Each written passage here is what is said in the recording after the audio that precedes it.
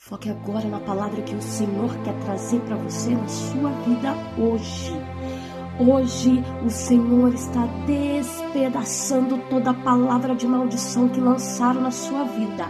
Hoje o Senhor está lançando por terra toda maldição, toda oração contrária, toda palavra de maldição que for lançada na tua vida, tudo aquilo que falaram que não iria acontecer na tua vida. Deus está lançando por terra, porque é o último que dá a palavra é o Senhor. Aquele que te chamou, aquele que prometeu na tua vida, não vai deixar falhar.